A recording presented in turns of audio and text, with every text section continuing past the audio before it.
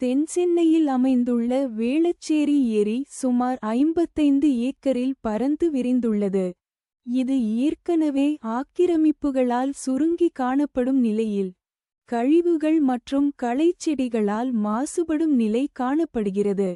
இதனை தூய்மைப்படுத்தி முறையாக பராமரிக்க வேண்டும் என்றும் புதுப்பித்து பயனுள்ளதாக மாற்ற வேண்டும் என்றும் அப்பகுதி மக்கள் கோரிக்கை விடுத்து வருகின்றனர்.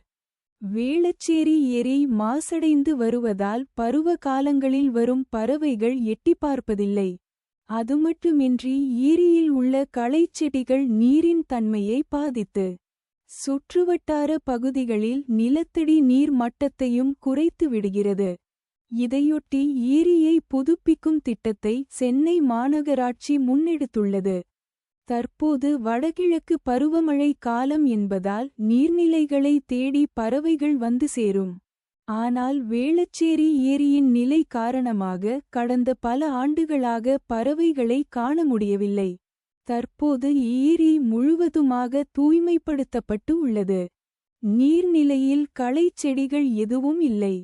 இதன் காரணமாக பறவைகள் பலவும் பல்வேறு பகுதிகளில் இருந்து வந்த வண்ணம் இருக்கின்றன. இது தொடர்பான புகைப்படங்கள் இணையத்தில் வைரலாகி வருகின்றன. இவ்வாறு பறவைகள் அடிக்கடி வந்து செல்லும் வகையில் நீர்நிலையை பராமரிக்க வேண்டியது அவசியம் என்கின்றனர். இது தொடர்பாக அப்பகுதி மக்கள் கூறுகையில், வேளச்சேரி ஏரியில் களைச்செடிகள் ஏராளமாக வளர்ந்து கிடந்தன. தற்போது இவற்றை முழுவதுமாக அகற்றியுள்ளனர். மேலும் கழிவுநீர் ஏரிக்குள் கலக்காமல் தடுப்பு நடவடிக்கைகளும் எடுக்கப்பட்டுள்ளன. கிட்டத்தட்ட 5 ஆண்டுகளுக்கு பின்னர் ஏரி தூய்மையாகி இருக்கிறது.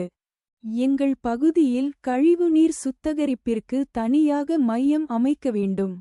தேசிய பசுமை தீர்ப்பாயம் உத்தரவை அமல்படுத்தும் வகையில் ஆக்கிரமிப்புகளை அகற்றி ஒருங்கிணைந்த முறையில் மறுசீரமைக்கப்பட வேண்டும் என்று வலியுறுத்தினர். இந்த ஏரியில் 16 கோடி ரூபாய் மதிப்பில் புதுப்பிக்கும் பணிகளை மேற்கொள்ள சென்னை மாநகராட்சி திட்டமிட்டுள்ளது. இது அடுத்த ஆண்டு முடிவுக்கு வரும் என்று எதிர்பார்க்கப்படுகிறது.